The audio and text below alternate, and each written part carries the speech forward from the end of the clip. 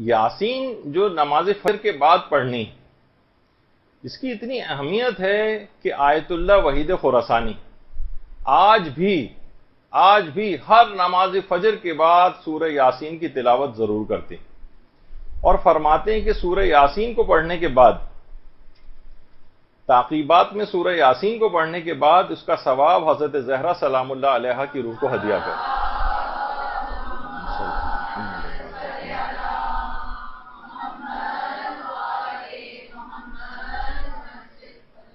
اور وہ مرد ہو یا عورت، لڑکا ہو یا لڑکی، جو کہ غیر شادی شدہ ہیں اور ابھی تک شادی نہیں ہوئی ہے، اس سلسلے میں بھی علماء فرماتے ہیں، آیت اللہ عبد الکریم کشمیری فرماتے تھے کہ اگر سورہ یاسین کو پڑھ کر امام تقی جواد کی خدمت میں ہدیہ کریں تو فرماتے ہیں میں نے لوگوں کی تمام خواہشات کو پورا ہوتے دیکھا ہے جس کے اندر ایک شادی کی خواہش ہوئی۔ تو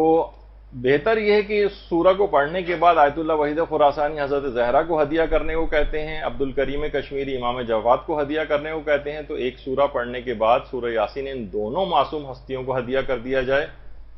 تو انشاءاللہ تمام ثواب اور فائدے حاصل ہو جائیں گے سورہ یاسین۔ اور سورہ یاسین کا ایک بہت زیادہ فائدہ یہ ہے کہ جس کی بنا پر بچوں کو، ماؤں کو چاہیے، باپ کو چاہیے کہ اپنے بچوں کو کم سے کم ایک ہفتے میں ایک مرتبہ سورہ یاسین ضرور پڑھائیں، کیونکہ سورہ یاسین ذہن کو اور حافظے کو بڑھانے کے لیے بہت ہی زیادہ مجرب، بہت زیادہ اثر پذیری رکھتی۔ تو طالب علم بچے جو ہیں، نوجوان، وہ بھی ہر ہفتے کم سے کم ایک، روزانہ پڑھیں تو کیا ہی کہنا، ان کی ذہانت اور حافظے میں چار چاند لگ جائیں گے، لیکن کم سے کم ہفتے میں ایک مرتبہ تو ضرور ان سے سورہ یاسین کو پڑھوایا جائے۔ اور علامہ مجلسی نے ایک اور سورہ یاسین کے حوالے سے یہ بات لکھی ہے کہ اگر نماز عشاء کے بعد سونے سے پہلے 30 مرتبہ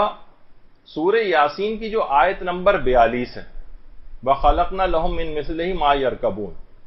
اگر 30 مرتبہ سونے سے پہلے اس کو پڑھ لیا جائے آیت نمبر 42 کو، تو علامہ مجلسی فرماتے ہیں کہ اس کو خواب میں پیغمبر اسلام کی زیارت نصیب ہوگی۔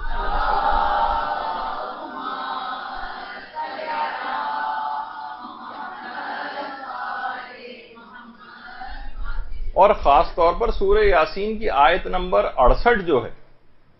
وَمَن نُعَمِّرْهُ نُنَكِّسُهُ فِي الْخَلْقِ أَفَلَا يَعْقِلُونَ، یہ جو آیت نمبر 68 ہے، یہ فقر و فاقہ، غربت، مالی پریشانیوں کے لیے بہت ہی زیادہ مجرب ترین آیت ہے، آیت نمبر 68۔ تو یہ بھی اپنی اس میں اگر جو بھی آپ اپنا ٹائم ٹیبل بنائیں اس کے اندر، یہ تو راہ چلتے بھی پڑھی جا سکتی ہے اور کسی بھی انداز سے۔ اچھا، ایک اور بات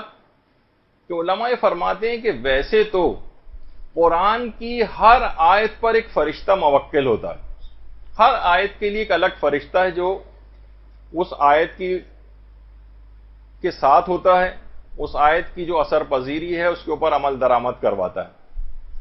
قرآن کی ہر آیت کے لیے ایک فرشتہ موکل ہے، لیکن علماء فرماتے ہیں سورہ یاسین کی ہر آیت پر 10 فرشتے موکل کیے ہیں پروردگار نے، 10 فرشتے۔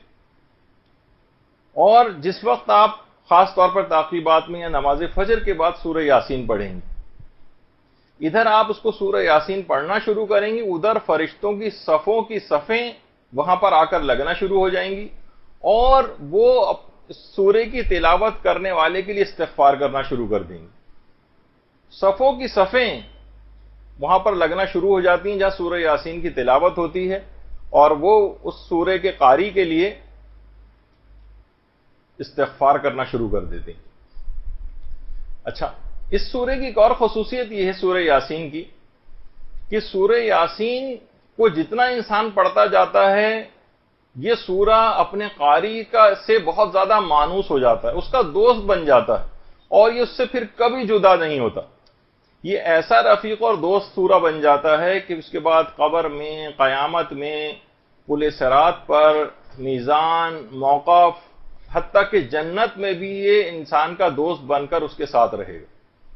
سورہ یاسین عروس قرآن، قرآن کی دلہن کہا جاتا ہے سورہ کو. یہ ہمیشہ اس کے ساتھ ساتھ اب جب یہ پڑھنا شروع ہو جائے گا اور اس پہ مداومت کرنے لگے گا، اب یہ سورہ اس کا کبھی ساتھ نہیں چھوڑے گا، یہاں تک کہ جنت میں بھی اس کے ساتھ ساتھ جائے گا. تو یہ اس سورہ کی بڑی خصوصیت ہے. اور اس کے قاری کو پتہ بھی نہیں ہوتا کہ فقط ایک مرتبہ سورہ یاسین کو پڑھنے سے 10 ختم قرآن کا ثواب بھی اس کے نامہ اعمال میں لکھا جاتا ہے. اللہم صلی علی محمد.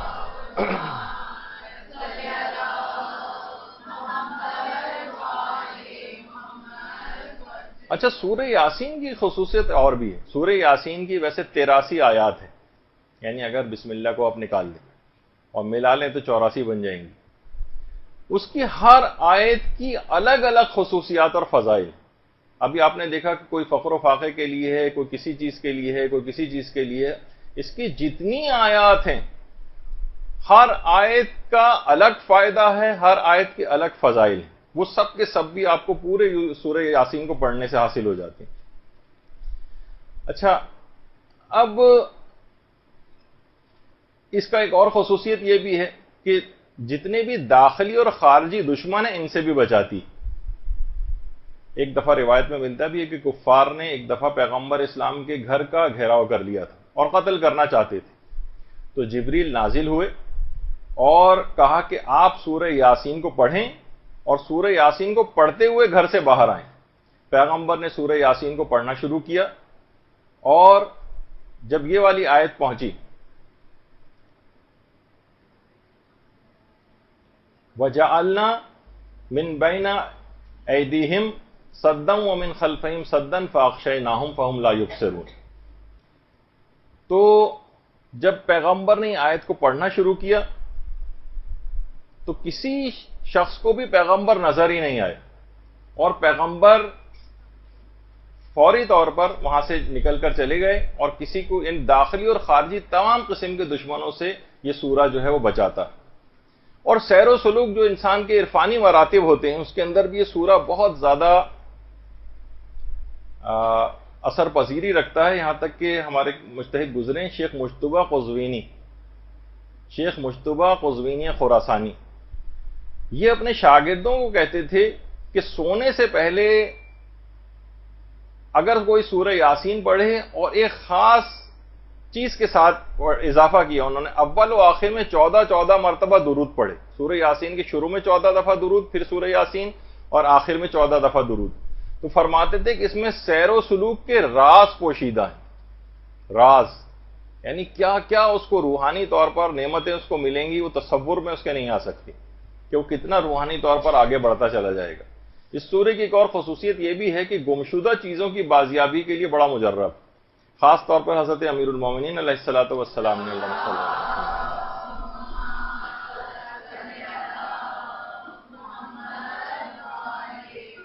انہوں نے باقاعدہ گمشدہ چیزوں کی بازیابی کے لیے 2 رکعت نماز بھی بتائی ہے اور اس میں ہر رکعت میں الحمد کے بعد سورہ یاسین،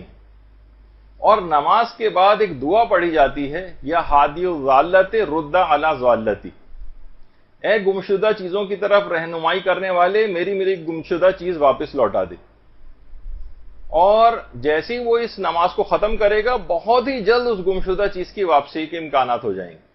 اکثر یہ بھی ہوتا ہے کہ خدا نخواستہ بچے گم جاتے ہیں، گھر والے گم جاتے ہیں، کسی جگہ ایسا کوئی چیز ہو جائے تو چیزوں کے ساتھ ساتھ انسانوں کی بازیابی بھی اس سے ممکن ہوتی. تو یہ اس لحاظ سے بہت اہم سورہ ہے. اور جسمانی بیماریوں کے اعتبار سے بھی کہا جاتا ہے کہ خاص طور پر جو ویٹیلیگو، لیوکوڈرما، فل بیری یا برس جس کو کہا جاتا ہے، اس کے متعلق چھٹے امام فرماتے ہیں کہ اگر شہد سے سورہ یاسین کو لکھے اور دھو کر اس کا پانی پیے تو اس مرض سے شفا یابی نصیب ہو جاتی. شہد سے لکھے. اب اس کی الگ ایک تفصیل ہوگی، وہ آپ خود کسی دماغ لڑائیے کہ اس سے کیسے لکھا جا سکتا ہے. اس سے بہرحال روایت کے اندر یہ ہے کہ شہد سے سورہ کو لکھے اور اس کا دھو کر اس کا پانی پیے، اس مریض کو پلائیں تو اس مرض سے شفا یابی نصیب ہو جاتی. اچھا، بہت سے والدین بڑے پریشان ہوتے ہیں اور اس کے لیے بڑے پوچھتے بھی ہیں کہ بہت سے بچے بے تحاشا روتے ہیں، بہت روتے ہیں کسی جگہ جا رہے ہیں پریشان ہو رہے ہیں، ظاہر ہے کہ پورا وہ کرکرا ہوا جا رہا ہے، کوئی مثلا پوری 12 گھنٹے کی اگر فلائٹ ہے تو مسلسل بچہ روتا ہوا چلا جا رہا ہے اس کے اندر. تو علماء فرماتے ہیں کہ سورہ یاسین کی آیت نمبر 73 وَلَهُمْ فِيهَا مَنَافِعُ وَمَشَارِبُ أَفَلَا يَشْكُرُونَ، یہ والی آیت لکھ کر اگر بچے کو باندھ دی جائے تو اس کا رونا جو ہے بلا وجہ رونا یہ بند ہو جاتا ہے. اچھا، اس طرح سے آج کل یہ گھروں کے اندر لڑائی جھگڑے مثلا مخالف رشتہ داروں کو رام کرنے کے لیے، مثلا ساس خلاف ہوئی جا رہی ہے، شوہر خلاف ہوا جا رہا ہے، کسی کی بیوی خلاف ہوئی جا رہی ہے، نندے پریشان کر رہی ہیں، کسی جگہ کوئی اور خاندانی مسئلے ہیں، تو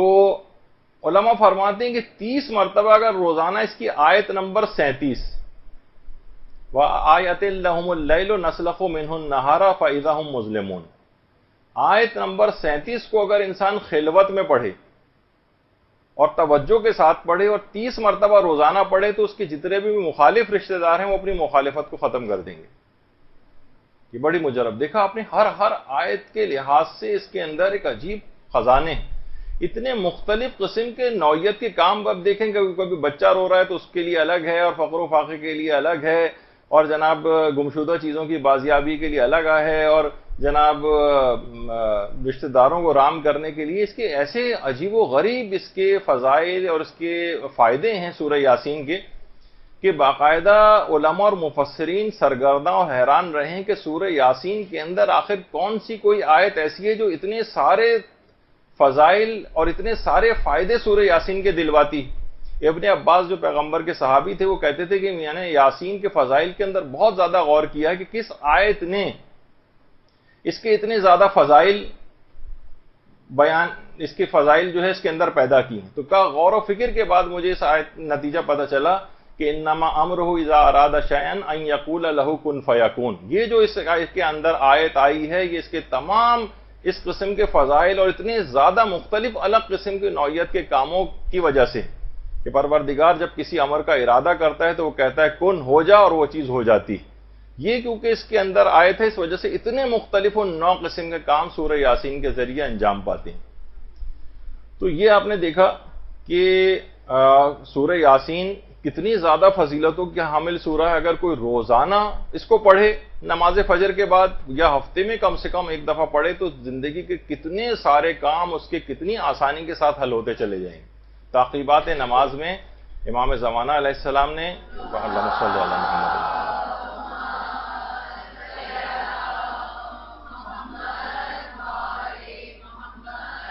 نے جو یہ سورہ بتایا ہے آغا مرشی کو اور ہماری تعلیم کے لیے بھی ہو گیا ہے، تو اس کو کتنا زیادہ اپنے تعقیبات میں رکھنا چاہیے. رحمتک یا ارحم الراحمین وصلی اللہ علی محمد